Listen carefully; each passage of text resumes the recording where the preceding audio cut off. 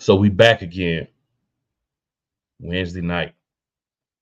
Eagles Elite Podcast. Y'all know who he is. Y'all know what we coming for. But better week. Feel encouraged this week. I saw some good things. Everything ain't peaches and cream, but there's movement in the direction we want to go. Got another game this week. I know a lot of people like, oh yeah, you play, the Jets, blase this, blase that. But listen, man, they're NFL franchise just like all the rest of them. And hey, you never know. That's why you play the games on Sundays. But I feel more encouraged than I did for last week. That's like 1,000% sure. Like no questions. So, hey, y'all know it's Eagles Elite. Y'all know we talking Philadelphia Eagles. Y'all know we ripping into it. Y'all know we getting it done. That's what we do. Good or bad, we here for it. So with that, we got to bring in two very important people to this specific podcast. Wyatt, my guy, what up? What's happening, everyone? Another week, another Eagles dub. I'm ready to get all into it, man. Yes, sir. Yes, sir. And we're gonna do a quick flip here. Eagles Diva. What What does it it do? do? What it do, y'all? We back and we got a dub, so let's get into it. And this week, I'm gonna even follow the protocols that we have in place, and we're gonna play the video first. Then we're gonna get into it, and not a topic, and dig into the video because can't do the same thing every week. But y'all know what it is. Stay tuned. We'll be right back with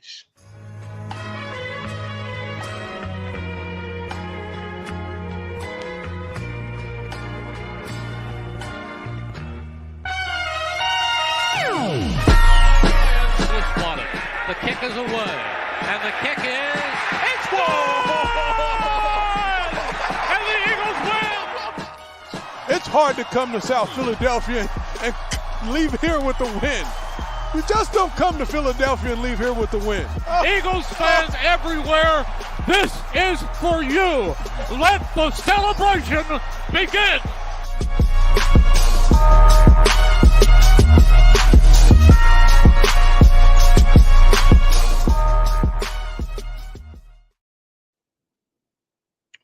All right, y'all. So we already got some comments from the fan. So Philly say ain't nobody getting it this time. So she hits us with the what's up. What's happening, Philly? What's Yep. going Then on? C Cobb with the hey Philly. And also a repeat of that hey Philly. So y'all know how we do. We keep this very simple for everybody. If you're new to the show, you've been watching, it's the same thing every week. So we're gonna start off with them updates. So my man Wyatt about to hit us with the news and notes. We call them Eagles updates around these parts. Yeah, I mean, there's not too much happening this week. The main news is that we opened up the 21-day practice window for our boy Nakobe Dean. So it's looking like he could possibly be coming back into the lineup. I'm not sure if he will be starting because of how well Cunningham and Morrow have been playing as of recently, but you know how the organization is. They could probably easily just slap him back into the starting lineup. But I mean, that's a conversation we can get into, though. But it's nice to have someone back from injured reserve. Diva, do you have any thoughts on the return of Nakobe Dean? Or the I am intended return happy. of Kobe Dean, I should say. I am happy that my boy is back. Hopefully, the defense will be able to communicate a lot better because the leader will be back. He can see things that they can't see, so I'm ready. Yeah. I just feel like when you have your quarterback for the defense returning, I've been talking about how this would make a difference. Now that it's here, I feel like you're definitely going to see the difference. You're going to see exactly what I'm talking about because at the end of the day, you need that guy to put everybody in the correct positions. And he was gone. He was. And the reason that he was gone was obviously due to injury. But now that he's back, we're going to get to see the defense as close to, I'm going to say, whole as we're going to be this year, right? Because we have some guys that are not coming back. But for people that should be returning, this is as close to the defense being whole as we're probably going to get. But I'm excited for it. It's a much needed move. Hype that it happened. All right. Why any other news for us? I mean, the only other thing I have is just like the basic injury report, and the one big surprise that's on that is Darius Slay. He was a he didn't participate in today's walkthrough. It was a projection, but it was with a knee injury, which is kind of concerning. Like, we were dealing with having to have Job in the outside on the other side and had Bradbury in the slot. And then it seems like as soon as we bring Roby in, it seems like kind of everything was starting to click. And now possibly we may have Slay missing here this game. We don't know. Hopefully he's able to practice here by the end of the week. Yeah, I'm not going to go as far as to count him out as of yet, just because I am concerned with what they will do behind him. But, you know, the good news is, as far as people who are showing up as injured and possibly not playing as of today on the depth chart, Rashad Penny, still dealing with whatever the sickness he has is. Tupeludo, Fletcher Cox, and Sidney Brown. So those are guys that, you know, as of the date, of course, we have time for some of those to change. And then people like Bradbury, not Bradbury, but Slay, who may have been on the injury report, to have a chance to come off. It may have just been a rest day, and it just put as did not practice. You know, you got to kind of give a quote unquote reason why they're not practicing. So it could have just been that. Let's hope that that's, you know, the situation for the guys who have been playing and aren't showing up on the depth chart as of yet as possibly injured. But, hey, you never know. It doesn't take much for a guy to get injured. Now, what I find interesting for me is, let's say Slay does miss some time. We had some Eli Ricks signings this week. We saw Eli Ricks on the football field. Finally. He didn't look bad. And he didn't look bad, right? So, you know, got him and Ringo sitting there. So if there is anything happening that we really don't know about, we got some guys who could be there, who could make things happen. So that can, you know, turn into a positive real quickly. And it's not like Slay misses a lot of time. Like, I feel he's barely missed any games since being on the squad. Yeah, I agree. He is a guy that does have the ability to show up, which is the best ability you can have. It's a guy that can show up and play for you every week. So he does give us that. But, you know, as far as updates go, Diva, anything on your end? No, I just got the stats, but there's no updates that I have. All right, fair enough. So I also want to make sure I shout out that for the first time in the history of the Philadelphia Eagles franchise, we are 5-0 for back-to-back seasons. First time ever. It's a new day on the organization. And also, there's only 2 teams that are undefeated. 2 teams. And one of those teams reside in Philadelphia, our Eagles. The other one, of course, San Francisco 49ers. They handled their business against the Arlington football team.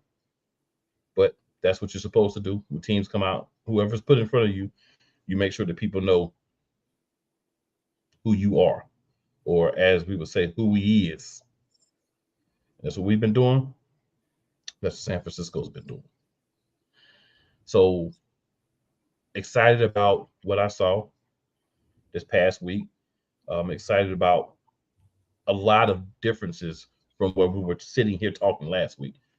So, you know, there's a couple more things we could talk about in the updates, but the important thing to me is it's time to move it to this recap. Let's spend a little time. Let's marinate here on this dub. So, Diva, we're going to start off with you. I know you got a couple of stats for us, and then your preliminary thoughts on this win against the Rams. Oh, okay. So the stats were Jalen Hurts had he completed 25 out of 38 attempts. He had 303 yards and 1 touchdown, 1 interception. Jalen Hurts was also the top rusher, of course. DeAndre Swift was right behind him with 17 carries, 70 yards. Kenneth Gainwell had 7 carries for 17 yards. And then Dallas Goedert, we finally seen Goddard get the touches that we wanted him to see. He had 8 records for 117 yards. A.J. Brown had another big day for 8 records for 127 yards. DeAndre Swift had receiving yards, 6 targets, 38. Kenny Gainwell had 2 for 7 yards. Quez, old trash tail, had 3 for 4 yards. Devontae had 5 for 1. Jack Stoll had 1 for 1. And then as far as the defense goes, defense balled out. Jalen Carter had another career high day as a rookie. Blankenship, of course, did his thing. You had Blankenship had 5 tackles. Darius Slay, Mario was 4 for 1. Sweat was 3. Jalen Carter 3. Bradbury had 2, and of course Hassan Reddick saved the day with those 2 big sacks at the end. So yeah, we had a good game. At first the defense, that middle, boy, they just kept learning that same play with Cooper Kupp in the middle, and every time he was picking up yardage. Then they started hitting the Pua, and they knew that we was weak in that middle. But I was glad that we were able to adjust the middle because we had no choice. If not, they would keep running that same play, and they probably would have won off that one play. Offense looked a lot better. I feel like Brian Johnson is finally getting comfortable because he did that tush push, boy. He kept doing it, and he kept doing it, and he kept doing it. And yeah, so I'm starting to feel a little bit better about Brian Johnson. I think he's starting to feel better. Jalen looked a lot more comfortable. He's looking more and more comfortable each game. And he's still got some throws that he can't. It's just situational throws that he be throwing, like that one he tried to get to AJ, and he underthrew it, and so got picked off. But other than that, they ran the ball. It was a few times I was like, why aren't you running the ball? Why are we keep throwing it? Because you see Jalen had 303 yards, 38 attempts. So that was a lot throwing the ball. But overall, we look better. So we're looking better each week. So I'm satisfied. And the fact that we shut Aaron Donald down, because everybody kept saying we had to worry about him, but he was shut out. What do you got, man? Yeah, I mean, the offense went out there and did its thing. I feel like throughout the course of these 5 games, like Diva said, it seems like Jalen Hurts is kind of really coming back into the form that we saw him, where he was let off from last year. In those first couple games, he did look a little uncomfortable. I mean, it could have just attributed to the new offense and the new coordinator and all that. Seems like he's back to his old self. He's actually having those runs we were used to seeing from last year, even though the one was super scary because we thought he got his knee taken from him. It looked like he got hyperextended his knee, got stuck in the turf. But dude's fine. It was just some of those QB draws that we haven't seen. I mean, they've been very lenient on those this past couple weeks, and then they decided to run 2 of them in the red zone. I was like, what are you doing? Like, this is not working. You have Swift. Like, why aren't you using Swift in the red zone? I don't understand why Brian Johnson refuses to use Swift in the red zone. It just doesn't make sense. And that's really the biggest issue, other than the first half defense, is this red zone offense. We should have put up like over 30 points on these Rams. We should have had close to a 40 burger on them. And it's just this red zone offense is just so, I don't know. It's just wishy-washy. It's the play calling. It's the situational offense, whether it's just the QB draws or you're using Kenny Gainwell in the red zone, or you're just not finding people open and you're not scheming people open. Like, I understand you had Quez wide open there, but I feel like Jalen, like the meme going around, is like he knew he wasn't going to catch that ball if he threw it to him in the end zone. Right. I mean, you had a dude that didn't even hit a wide open hole on going out and around. Like, you chose to keep it going, and you lost a couple yards on that. Like, what are you doing? And there's like, I don't want to see Quez in the starting lineup going forward. Like, Oz fully earned that spot over these past couple weeks, and I feel like he doesn't make that play. He hits that hole and keeps going. I don't know. It's just that the red zone is really what the offense needs to be working on, because it seems like we're able to drive down the field. We're able to move the ball pretty much like we were doing last year, somewhat at ease. And that really helps with, AJ Brown getting just these huge yards after catch. What a great catch, that one-handed across the field, man. It was wild. Like, he was saying, like, he didn't even know he caught the ball at first, and he just kept running. But that defense, it looked very bad. Like, I thought we were in for a long day in that first half. But I mean, credit to Sean Desai for making some adjustments.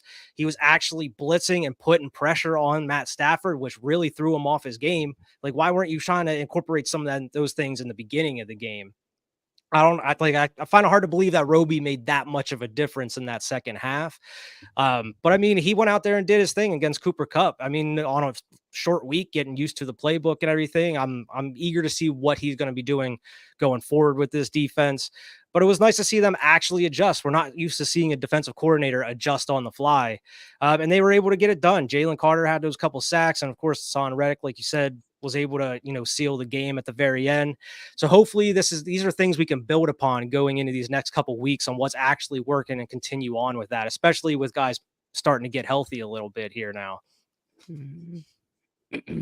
Yeah, I mean, no need to retread what you guys are talking about here, but I did like the Roby addition. I said last week I feel like he's a guy we should put in just because sometimes it's not necessarily how good or bad you are, but what you bring and what you allow to change.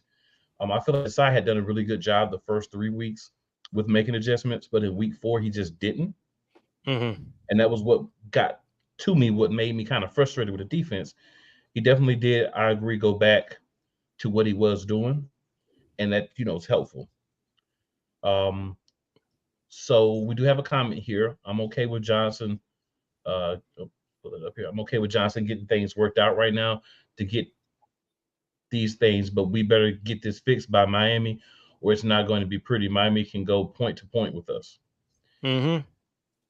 That is a fair statement. And if you are watching, make sure you go to StreamYard.com/Facebook and allow StreamYard to have access to your Facebook account so that we can see who it is. Or always feel free to hop on YouTube at youtube.com/@Eagles Elite Podcast. Make sure you give us one of those likes, follow, and share while you're there. But hey, just an option. But yeah, I really liked just progress on both sides, I thought, from play calling as well as play. I feel like the line looked a little bit better than last week. I'm still disappointed in Steen not getting reps, right? Not necessarily that he has to be the starter, but if he's going to be our future, then I need him to get some reps. We got Suapeta playing right guard, which versatility is a big thing for our offensive line. We've always had that, and we've always kind of lauded that. But, I want Steen to get some steps, and this would be a good game maybe against the Jets to see if we can get him in some. I'm not saying you have to start him. I'm not saying he has to play the whole game, but let's work him in and let's see what he can do in real live game action, because there may be points in the game where we're going to need him, right? There may be points in the season where we need him. So let's get him some reps now where it's not a need, but more of a learning experience, trial by fire. I talked about earlier, Keely Ringo got in, had some plays, looked pretty solid. Right? I mean, when I saw him in, I'm like, okay, yeah. Ringo looks pretty good, and I saw Riggs get in. I saw Riggs play well, so it's kind of the things I was talking about last week. Guys don't have to get in and play the whole game, but give them some reps. Show them, hey, we're counting on you in the future. We're going to pop you in now. We're going to see what you got. I'm hoping Sidney Brown can get back. That would be very beneficial. But even without him, we were able to make some plays. We were able to do some things the other guys at the safety position, were able to play well. Our linebackers, linebacker core, you got to talk about it. There's only 3 of them. Nicholas Morrow, Zach Cunningham, Christian Ellis. We still saw a little Nolan Smith, but not a lot of Nolan Smith. Reddit looks to be back in form now that he has that cast off his hand. He looks to be back to the Reddit. Yeah. And then Edmonds, Justin Evans, and Reed Blankenship. So we're kind of thin at some positions, but the guys we have feel like guys that really can play and guys that really can make a difference. So I'm loving that, and I'm loving the fact that that's what we're building on, right? Depth is definitely a concern. It's always a concern for injury purposes, but the guys that we have are starting to play together. And I think Dean coming back, and like I said, I've been touting this the whole time he's out. He's that guy to place. He's that guy to call that audible. He's the guy to kind of read, hey, shift backwards, shift forward, shift to the left, shift to the right. You cover him instead, like making those small changes. And I'm not saying that it's not happening, but it doesn't look as natural. It looks like there's a little more confusion because you don't have the guy that spent all off season working on being that there.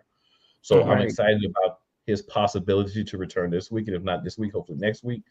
But I'm, excited about him, getting activated, his 21-day window to try to get him back on the field. I'm hoping Fletcher Cox is gonna, be good to go this week. Right. I'd love to have that depth back. Brown. I'd love to have everybody back, right? But use the weapons, run the ball every week. We did a better job. There were some situations that you said where we kind of fell back into the let's throw the ball all game type mentality, but it's getting better. It's getting better. We're seeing better, and that's what we need. Yes. Yeah. I agree.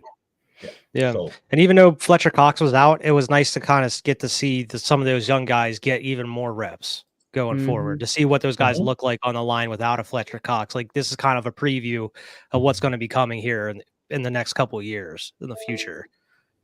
Right.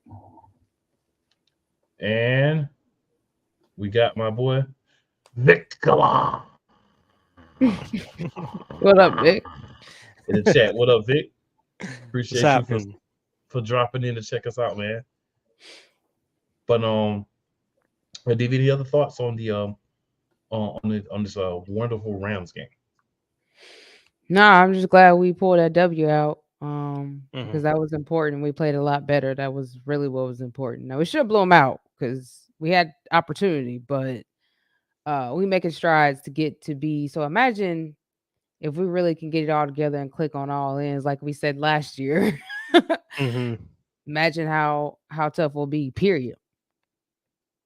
Right. Yep.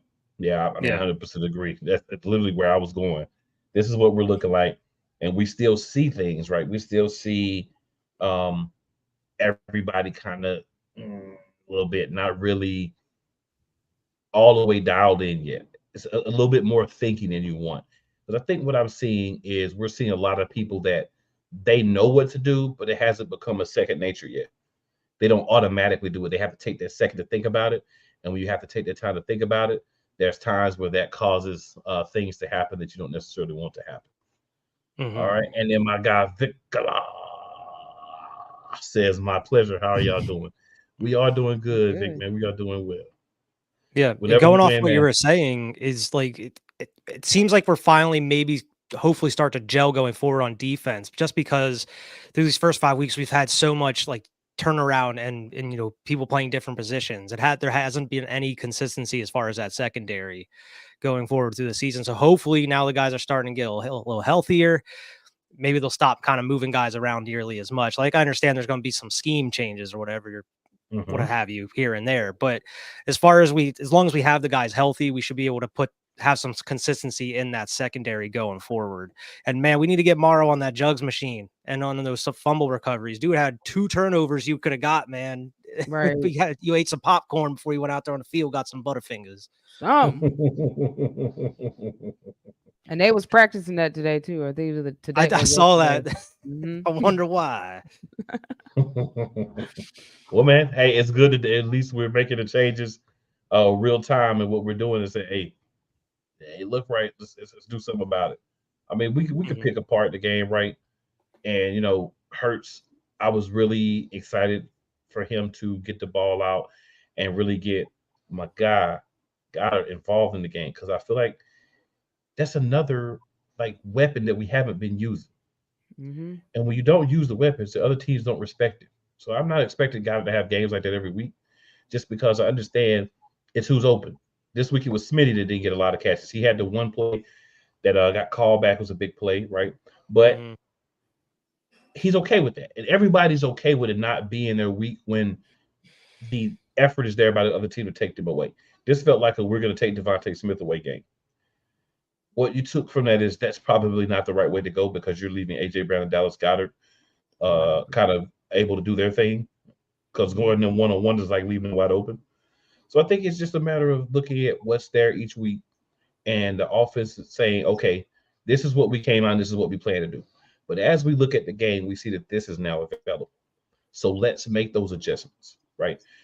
The ones don't have to be for big yards. I don't care how many yards Swift has. Well, I'm not going to lie. I do have my fantasy, so I do care how many yards he gets. But what I'm saying is, I do too. Yeah, I also want him to run for the sake of running, right? And what I mean by that is be there so that the other team says they're going to run the ball. Whether it's a good week for them to run the ball or not, they are going to run the ball. So we're going to have to say we're going to take the run play. we're going to have to always spy Jalen Hurts. We're always going to have to do these extra things. And I'm fine with them doing those things. But take the time to get prepared. Take the time to be ready so that when those opportunities are there, when the big run happens, you're good for it. The reps are there. Swift's legs are into. He's taking a few bumps. I don't mind you mixing in some Gainwell. I don't mind some Boston Scott. But at the end of the day, run the ball. Run the ball a lot. Yeah. You know, I was talking to a buddy of mine that's a fan of the Lions, and he was saying, man, Philly was always known as a running team, bro. Like everybody already know when you play Philly, it's a running team. Why y'all ain't been running the ball like that lately? You know, and I said, I said, it's funny when you got fans of other teams saying the same thing we've been saying. But I chalk it up. I chalk it up to new coordinator, new things happening, and just needing to get everything on the same page. Get the players there, get the coaches there, the position coaches, the OC, and we gotta. I'm not gonna call him Skinny Pants Nicky today. Call him Nick Sirianni. Please, sir, no more. I'm all out of a pass play on a 3rd and 11 to a running kid game. Let's not do that. No, please no. I don't have anything against Kenny Gainwell. It's just that the way that they've been trying to use him. It's just, it doesn't seem right for the offense. It seems like the offense doesn't click nearly as much when Kenny Gainwell's in there compared to DeAndre Swift. That's why I would like to see Boston Scott in there a little bit more. Let's switch it up a little bit. These teams haven't even seen. I mean, he's been on the team for a couple years now, but like we haven't seen really much of him at all this season. I mean, he was out the one game, but like you got to, keep the other side guessing. Like, what are you going to do? I mean, Boston Scott can catch the ball, but I think he's a little shiftier, and I think he runs a little harder than Kenny Gainwell does. I think he's able to pick up more yards on certain situations than Kenny Gainwell will be able to do. And I mean, it's not that Kenny Gainwell doesn't have big plays. He had that one first down. I didn't think he was going to get anywhere near close to getting in this game against the Rams. He was able to go along the outside and just skirt for that first down. I was very impressed with that. But those kinds of plays are just too far between. Like, you don't see that many breakout plays with Kenny Gainwell, where it's like DeAndre Swift, it's like every other play he's getting 10 yards, 12 yards, like huge chunks. It's like, why aren't we giving this dude the ball more, or at least giving someone else an opportunity instead of just forcing these carries with Kenny Gainwell? Right. And I mean, Swift, because Swift is hungry. Like, I'm. Yeah. Mm-hmm.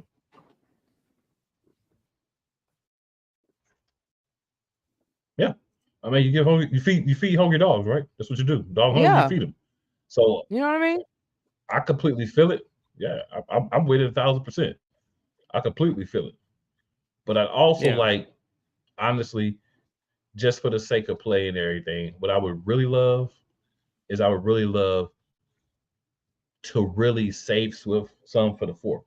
So my question is, and I've been looking at the games, right? Would it be better to use Gainwell between the 20s? Not inside the 20s, but between the 20s. Gainwell is a guy I'd rather have out there on 1st and 10 from the 50-yard line or the 40-yard line, right? Than 3rd and 11 from the 12-yard line. I think once you get inside the 20s, that's when you got to look at Swift or Scott. And then if Penny can get himself healthy, then Penny. Because I think those are the guys that are more effective in that area. And I understand that you want to sometimes switch it up, but I think we've gotten to a point where, and I mean, we as the coaches, not us, have gotten to a point where we feel like, Gainwell's that guy to break out the big run for the 15. He's not breaking out the big run for the 15 because it's more condensed. And a lot of times when he's in the game, he's running or catching out of the backfield. Got to give him plays where he's just out there blocking, where he's just out there being a decoy sometime too. So things to work on still.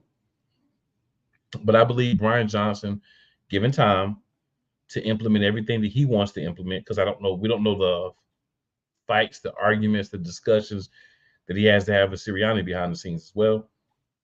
But I do believe, given the time, he's going to be a really, really, really, really, really strong player, a strong coach, and make that side of the ball really good for as long as he decides to be with us. I think growing pains were expected. They frustrate, don't get me wrong. Eagles fan, you're frustrated because you want to come out build on what you had last year. That's what we want to do, right? That's what we want to do. I mean, none of us said, oh, we're going to come out and play just like we didn't. We expect to be winning. We expect to be looking at, number one seed. We expect those things. Not saying that they're a given, they're a guarantee, but that is what we expect. And in order to get those things, we're going to have to do. And we're doing it so far. We're not doing it the way that Eagles fans necessarily want to see it, but it is getting done. We are winning games, right? They're not pretty wins. Even if this wasn't a pretty win, it wasn't horrible, but this wasn't a win where you say, yeah, Philly dominated. But we did enough. That first half, goodness. That donut hole, they was eating in there. But then we say, you know what? Step back. We're going to make some changes. We're going to put some guys in that can make the right plays. We throw Roby in, it makes a big difference. And we want to believe it's not just Roby. I don't believe it's just Roby. But when you put a guy in that knows how to play, he might not necessarily know every X and O and every place to be, but he knows how to play football. He knows how to guide that guard in the slot. And you don't put everything in his head about all the audibles and all the different things. You just let him go out there and play. Sometimes that's what works best. And I feel like that's part of what happened and why we looked as good as we did. Yeah. Yeah. But we got to stop. We do a lot of throwing the ball on 1st and 10. That was another thing that I wasn't understanding. Like, why are you throwing the ball on 1st and 10?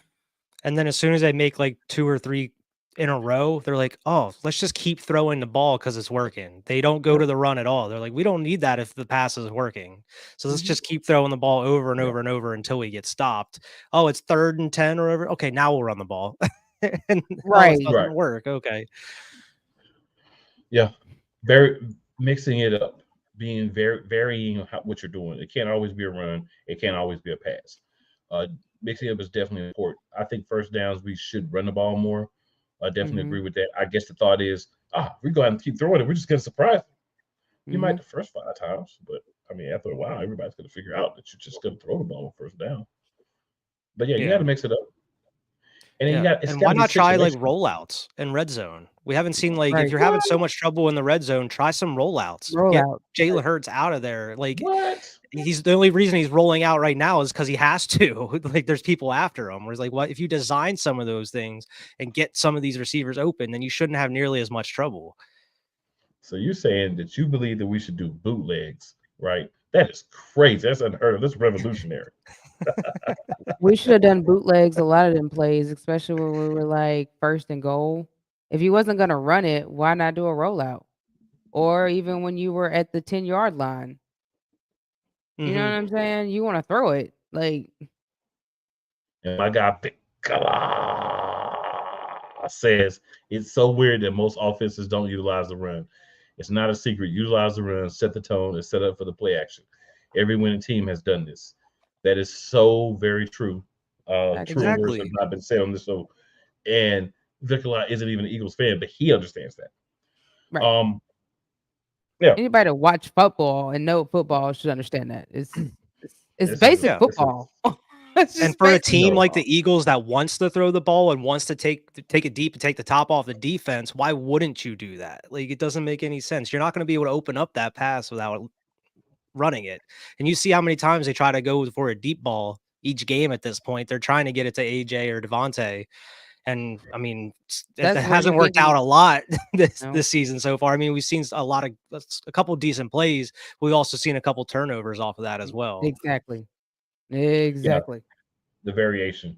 Like another one of those interceptions this week where you're like, why? Yeah, that ball shouldn't even have been thrown. You were having so much consistency moving the ball, and you just had to take that one shot. You're getting a little too ahead of yourself.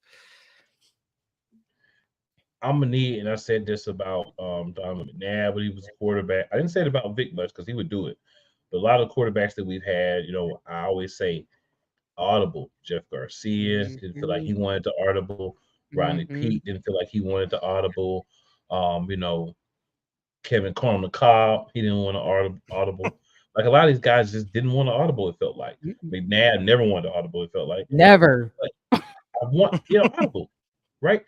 When you get out there to field, you line up and you like, you can say about the work. Kill it, kill, and it'll go to another play, man. You're the one looking at it. Yeah, don't put yourself in a bad play because that's what's called. Like, right, we're not Pop Warner, we're not Pee Wee, we're not high school or college. You're not getting pulled out if you don't run and play the coach calls.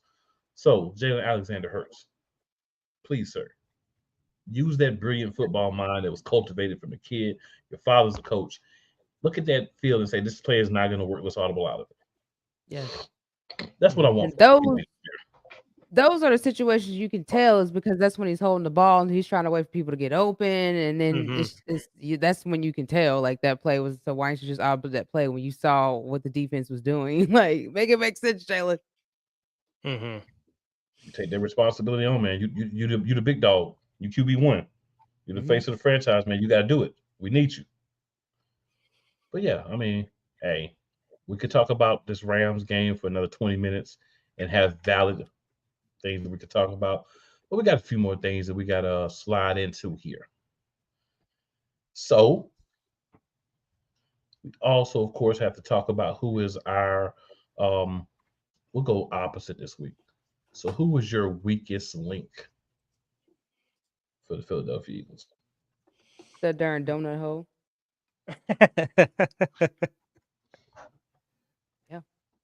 Yeah, the donut hole. If I had to pick a specific player, I would say Terrell Edmonds because that dude getting burnt toast every single week. Like, this dude just has not looked good. Yeah, well, a few of them was getting burnt. I know Slay got burnt on Cooper Kupp, and I'm like, you need help over the top and under the bottom. Cooper Kupp is too tall. It was like within a couple plays of each other, Slay and Bradbury got burnt. I was like, oh no, Bradbury got burnt, yo. It's gonna be one of those days. Nakua burnt Bradbury. Cooper Kupp. Yeah. Cooper Kupp and Nakua are two guys that's gonna burn everybody. You know what I'm saying? Like, if you don't put that over the top help and it reads the play right, they're burn most people. That's what's so dangerous. You got two Cooper Kupps and one's bigger. Nakua's big. Now I understand what we need to do differently so that they don't continue to do what they did to us. Yeah. You know, I'm gonna say Job. I'm gonna go Job. That's a safe pick. I'm gonna go Job. Once he wasn't playing a lot, we look better. I'm definitely gonna go Job. Because I don't like, I mean, I said last week, put him on the bench and don't play him at all. That's a bit much. That's a bit much. Well, last week. Something got to change. Something got to give. Because that boy, I don't know. I don't know. Somebody need to work with him a little harder. Yeah, someone got to do something here, or find someone else to go in and play for him at that spot. Maybe like try Ricks or somebody else instead of Joe. I'm trying to figure out why we're not using Ricks more. I mean, because to me, I feel like he could catch on quicker, which he played. We saw him a little bit and he did fine. So I'm not understanding why you're not going to use him. You know what I mean? Yeah, it doesn't make much sense. And I can understand like Sidney Brown because he's hurt and stuff, but like Josh Jobe, you got Eli Ricks. We even saw Mario Goodrich out there. And it was like, this dude was a healthy scratch the other week. And everybody was like, nobody believes in Mario Goodrich. And all of a sudden he's out there starting. And it's like, what's going on here? Crazy. I wish we would see some more of Nolan Smith too. Like, I don't understand. He's healthy and everything, and it's like he's only getting a couple of snaps a game, playing mostly like special teams and everything. After like 2 weeks, Desai said 2 weeks ago that he was gonna get more snaps, and I haven't seen it. No, last time that I checked, I don't see more snaps. I mean, the last time I saw him on like the play-by-play or whatever is when he put that hit on Baker Mayfield in that Bucs game. That was the last time I actually remember seeing him. Yeah, me too. So I saw him a few plays, but nothing to note, nothing more or nothing different. All right, we got Playmaker. If y'all remember, Playmaker came on last week to preview the game with us. He says, congratulations on your win. Appreciate that, playmaker. And like I say, man, first time ever on Eagles Elite, someone for the other team came on, hey, I think y'all going to win the game. So you got to respect the man that says, hey, I'm looking at this. I know my team. I want to win. But when I honestly look at this matchup, I think that we're not going to get it done. So much respect to playmaker for that. So, Diva, we're going to start with you on this one too. Elite performance of the game. Who do you have for that? What person do you have for that? I have Mr. Hassan Reddick, who had 5 pressures, 2 hurries, 2 sacks, and 1 hit on the QB. All right. Wyatt, who do you have, my good man? I had the other bull on the defensive line, Jalen Carter. I mean, dude was getting double teamed all game. And as a rookie, I mean, he's one of the top DTs in the league right now as a rookie, and it's insane. I mean, he's just, without Fletcher Cox on that line, he got a little bit more reps, and you got to see really what he was capable of in this game. And it's just, he's a game wrecker. Because as soon as he was able to get in and got hands on Matt Stafford, that's when he really started getting uncomfortable. And that's really what kind of started changing for that Rams offense. Baby Fletch. Mm-hmm. I'm going to go with my guy who finally got a chance to show what he could do, and that would be Dallas Goedert. Love what Goedert brought to the team this past week, man. Just getting the opportunity and making it happen. Like a lot of times, you understand, like you have to have a lot of things go well to have a good game, right? You have to play well, you have to block well, especially when you're tight end. There's a lot of things that you have to do. And the fact that he was able to do all those things, as well as catch everything thrown his way for the most part, and have a good game, that's what you want to see from your guys. And I hope this leads to more opportunities for him. I still haven't seen him get those little baby screen plays that he was taking to the house last year. But better than the weeks previous, right? 8 for 117 and a touchdown. That's a stat line that you expect to see, especially when you don't see Smitty contributing a lot, right? Right. Yeah. He only had 1 official catch. So when Goedert can step up and have that many catches and Smitty's not playing well, that says, oh, we're starting to look like Philly from last year. Right? Yeah. I love the way Goedert runs too. I feel like he's constantly just throwing people across the field. He's like every time he gets the ball, he's just slamming people into the ground. And you see it took like 3 or 4 defenders to like literally take AJ down by his collar, because that boy was just what do he's like, get off me. That boy's a whole man and a beast. You hear me? Yeah, what he said. So playmaker says AJ Brown, we couldn't stop him. Nope. I feel it, playmaker, and I think most weeks AJ Brown could be a player of the week. I mean, I know you don't watch Eagles games every week. We have no reason to, but pretty much 3 games over 100 yards. The way it goes, man, is Josh Jobe can always be, your weakest link. AJ Brown can always be your player of the week. Your elite player, elite performance of the game can always be AJ Brown. You know what I'm saying? It's just, always open. Yeah. 1K always open, baby. Love it. But we're going to now devote the last part of the show to our last topic for the week. And I know that we are all prepared for this because this coming Sunday,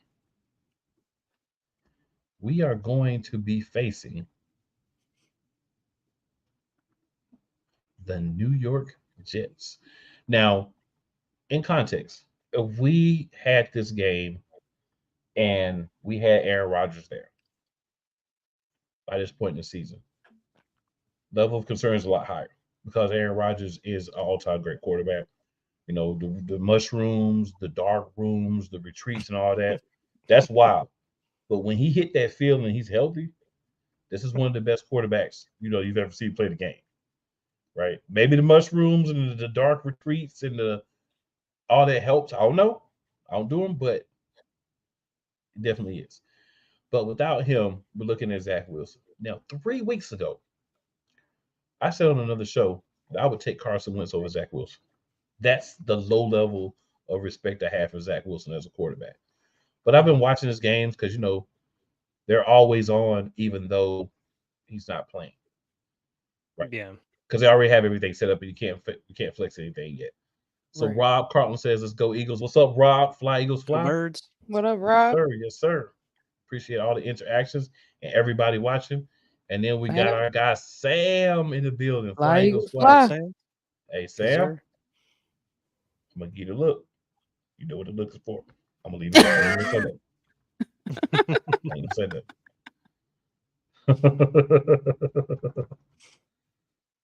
I'm just gonna leave it there. So, Wyatt,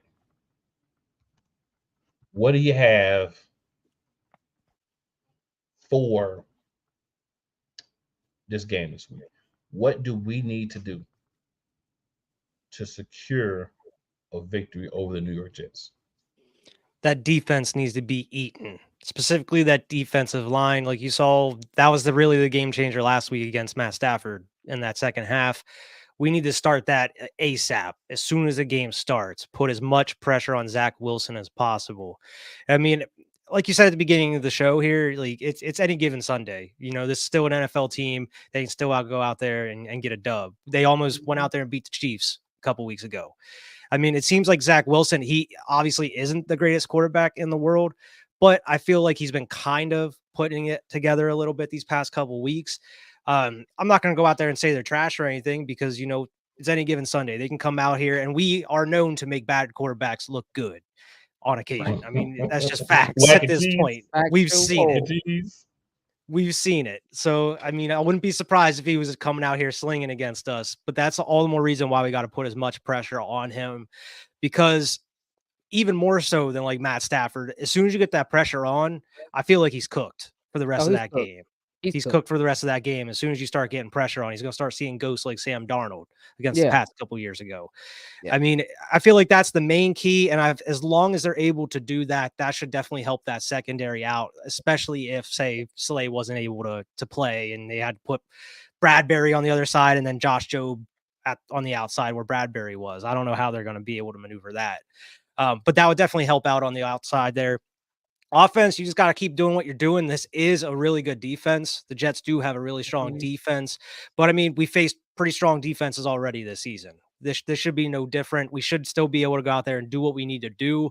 Biggest thing is just red zone execution. That should be what they should have been working on all week this week is red zone execution, figuring out how to get that ball in the end zone. And we should be good to go. We should be seeing multiple sacks from multiple players on that defensive line this week. I dig it. Diva, what do you got for us? Dang, I mean, why just said it all, really. He can't. Look, why can't go first no more? I mean, why just that? I mean, you're right. I mean, everything you said is true. Like, the one thing we got to fix is that middle, because even though Wilson is trash, if he know how to hit that middle, then we got a problem. And hopefully with Nakobe Dean being back, that will kind of, I guess in so many words, make the hole a little smaller, and everybody should be where they're at. And if not, he's the captain, so he know, like, yo, you go over here, you go over there. So hopefully that will be a little bit better. But yeah, Zach Wilson is trash. You get just a little bit of pressure, honey. He see Hassan Reddick coming from the left or the right. Oh, listen, honey, he is going to throw an interception. So all you got to do is get a little bit of pressure on that boy, and it should be no reason. So I want to see the defense eat on this game, like eat. Offense, I heard that the coach talking about he gonna stop the little tush push. Good luck on that, buddy. But Yeah. I want to see tush push. I want to see more of Swift in the red zone. I don't want to see Gainwell when we like 3rd and 11. I don't want to see that. I don't want to see Gainwell in the red zone. I don't. I'm sorry. Put Boston Scott in the red zone, because Boston Scott runs a little harder when it comes to the red zone and running the ball. Mhm. Okay. And I don't want Jalen to be the top rusher again, as I keep saying. I don't want Jalen to be the top rusher either. And I don't want him throwing the ball 38 times either. Y'all. Okay. So mix it up. Like, mix it up. Stop making him force the ball. I don't know if it's him, if it's the plays they're calling, but stop making him force the ball in tight situations when it is easy for the ball to be picked off. Okay? Can we please stop that? You have a bunch of receivers, and you got a tight end, you got Gainwell, you got Swift. I mean, you got options.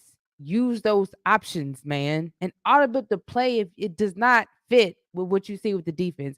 please just do away with the play and start over. Like you're very smart, so I know you know when you can see. But other than that, I don't want to see Quez Watkins on the field. I don't want to see that. That boy is still weak. I don't want to see that boy on the field. Zacchaeus needs to be over Quez for the rest of the season. I don't want to see Quez. So please keep him off the field. Bro, I saw his press conference where they were asking about like the decision to not have Zacchaeus in there over Quez, and the general answer was like, "Do you see how fast Quez is? He's so fast." And it was like, "Yeah, but that doesn't mean anything if he's running slow routes and he's not catching the ball when it goes to him. Like he's got to you're getting forced out. Like they literally just pushed you and forced you out, and that was it for you. You was out of bounds. Like boy's weak. He's got speed, but what else does he got? What else can he do? None. Because he was supposed to catch a ball and didn't catch a ball. Ridiculous. The Playmaker says, that's the only way I'm going to follow that up. Playmaker says, Darius Slay has to take chances because Zach Wilson isn't that accurate, but he will try to target Garrett Wilson. D-line take away the running game. Mm-hmm. So I'm going to kind of incorporate a little bit of that, but I'm going to go in a different direction. So for me, and I don't disagree with you, Playmaker, by the way, but for me, what I think that Philly needs to do, I'm looking at from the Philly standpoint, you want to disguise things. Zach Wilson still is learning how to read defenses. Mm-hmm. Zach Wilson is still susceptible to that bait and jump, right? You know he's going to try to target Garrett Wilson, Allen Lazard. We know where he's going to try to go with the ball, right? We know what he's going to try to do. So it's a matter of how can you give him pregame reads for him to believe, oh, Lazard's going to be open. But then by the time you get back with the rush coming, you got to throw that ball quickly.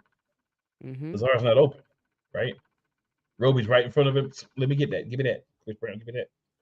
Go into the end zone, or at least getting a pick. Maybe you don't catch it. Maybe it falls down, but those type of things. You want to definitely pressure. Always pressure. I don't care if we're playing Tom Brady. Right? I know he's not playing, but I'm just trying to think of the biggest name I can. Tom Brady, right?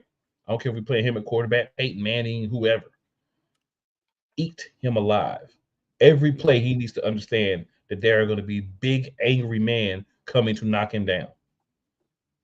You need to, you know what I'm saying? Like he needs to have a little bit of fear back there. Like they're coming and they're coming quick. So I got to make a decision most often pre-snap. I may get one read and then that ball's got to be gone. That, especially for a young quarterback, can cause issues, that can cause misreads, that can cause tip balls, turnovers, balls gets batted up, guys get an opportunity to make plays on it. And attack for the run, attack for the pass, run blitz and pass blitz at the same time. We've got guys that can do that. That middle, you at least got through it half with some positive things going on there. You found some ways to maneuver that. I believe Dean's going to be back this week. Then I believe Brown's going to be back soon, hopefully this week or next week. So I believe if that happens, you're going to get some guys that can worked into that. And I think if you get more of a rotation in there, that looks a lot better than what it looks like attempting to do it with the same 2 or 3 guys, and they're having trouble. You don't really have anybody else to go to. I think learning where to be at in certain situations, which is an ongoing process for guys who were on the team before, and then even for guys who were with the new coordinators in place, that's going to be important for them. Understanding that, hey, when that comes, if I see him over there, if I see Zach Cunningham over there, don't go anywhere near Zach Cunningham. That's his zone. If I can't remember where I'm supposed to be, find an open space, and how about I try to cover whoever's in there? That type of thing, It's a lot of simple things, but it's a lot of things that we haven't done consistently this season. We did it in game 3. We didn't do it in game 4. We did a tad bit of it this past week. So putting it all together. And then you talk about the offense. There's nothing that you haven't said that can really be said besides run the ball, run the ball, run the ball, run the ball, run the ball, run the ball. And then when you finish with that, guess what? Run the ball. And Hurts is a great quarterback. He'll get his numbers regardless. But 38 attempts, we want to keep that around 30. You can still get over 300 yards with as strong as your arm is and it's accurate. And remember, funny story 2 years ago, we would get a lot of debates, even in these very comments, if we said something like Jalen Hurts had a strong arm. We're not hearing that anymore. Just to digress quickly. But with as strong as his arm is and the big play receivers that he has, guys at the running back position who can run running back option routes, fly routes, different things straight out of the backfield. Let him have his, but that play action. We have not used the play action pretty much at all this season. Even the big plays that we've gotten have been a called pass play, regular pass, you drop back. You're not holding the people for a second. We haven't used any trickery, any flea flickers, any of that. Everything's been line up, drop back, 3, 4, 5 steps, look down the field, hold the ball until somebody gets open, run around, try to reset and make a throw. Play action helps with that. Giving a clean pocket and you as the quarterback understanding where's the pouch in that pocket for you to sit in. So that's not always be right in the center. That may be on the left upper side because everybody's coming around trying to attack and you got the area to step up into. Same thing on the right. Sometimes it's the drop back. Sometimes it's bootlegging outside of the pocket, stopping and resetting and getting rid of the ball. Those type of things. Screen plays. All the things that we did successfully last year, Brian Johnson, I implore you, just go bring those back into your offense. And you may have them, but if you do, use them. Because we don't see them, we don't believe you have them. So there's a lot of room for us to improve for this game, but there's a lot of things that we can take as positives into this game from the win last week.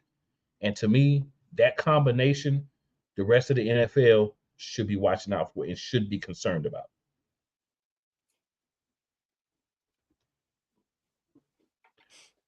So any other thoughts, guys?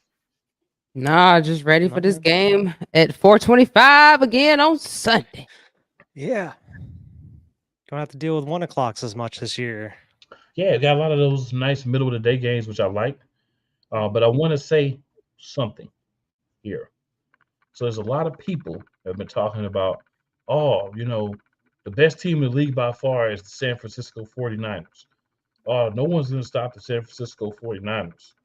San Francisco 49ers are the number 1 team power rank. No one can stop them. They've got all the weapons. They're the best team in all the history of the NFL. Well, this is what I have to say to you. You know your damn role and shut your damn mouth.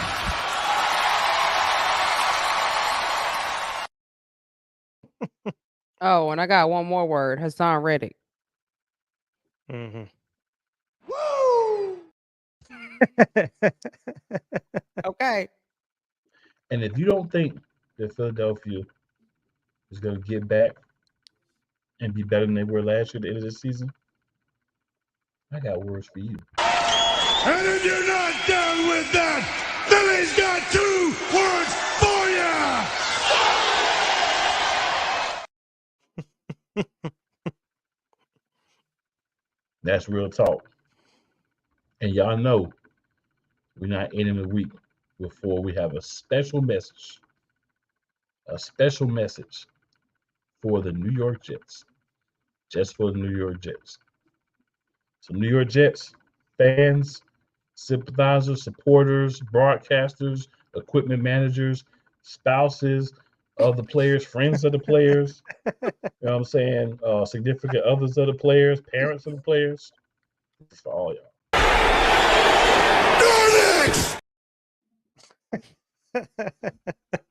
Take that. All right, so this is your guy, Cool McCain. And one more comment from Playmaker here. He says, let that darn North California fan base have their fun. They haven't won anything since the 90s. You said it, I didn't. Right. You said it, I didn't. Hey, that's the LA beef. You know what I'm Got 2 saying? teams over there. Yeah. It's like 17 teams over there, so all of them mad at each other. Like, I can't stand you. I can't stand you. I can't stand you. You know what I'm saying? Stay ain't big enough for all of us. Apparently it is.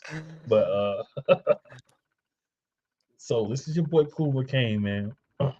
Lots of things coming. Me, I'm just gonna say the only thing I'm gonna shout out is if you're available 10 a.m.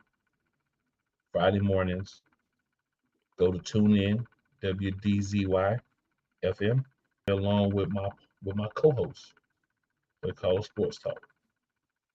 It's later on tonight, 7:30 p.m. Eastern Standard Time. We live. Same thing. Ain't nothing changed but my lip. And there's more. Just subscribe right here at Eagles Elite Podcast. Go back to YouTube, type in Every Real Play Callers. There's more there. Let's get it. Why? What you got for the people? Yeah, I mean, you can find me on Twitter and Instagram at Wyatt Brigard, and also my other show at Cinema Trip Reviews across Twitter, Instagram, and also on YouTube and wherever you get your podcasts. Make sure to check us out over there. Hey, go listen to my boy Wyatt talk some movies with y'all. Let's do it. Yeah, why let you know what it is before you go waste your money and see it? You know what I'm saying? You know what I'm saying? Yeah. The classics. I'm here to help you. We getting around Halloween, so you know you gotta be reviewing all the scary. Yeah, Oh, I'm very talking classic. about all the horror movies and scary what I'm stuff saying? right now. It's the best time of the year. Check it out. Give me what you got. You can find me on any social media platform at CM Cobb. You can also find me at any major streaming platform with podcasts. I got my own podcast called Black Light Mass Incarceration Show, and we're on YouTube. So make sure you like, share, and subscribe. And that's all I got. And check out the diva. She ain't just sports. She on that serious stuff too, y'all. Yeah, Check it out. know it. You know what I'm saying? And y'all know, before we end every episode, we always got to hit her with a Fly Eagles Fly. Fly Hashtag Eagles be elite. Fly. You know Hashtag what be I'm elite. saying? Make sure you tell a We, friend. Bring a yep. friend or two. Hey, bring two Tell your friends, enemy. tell 4 of your enemies, because just because they don't like you doesn't mean they won't like us. And with that being said, we're going to end it for the night. Make sure you get back up in here with us next week. We're going to do it again. Hopefully it's another win. But either way, I'm sure it'll be an entertaining show. I'll let you people. Fly.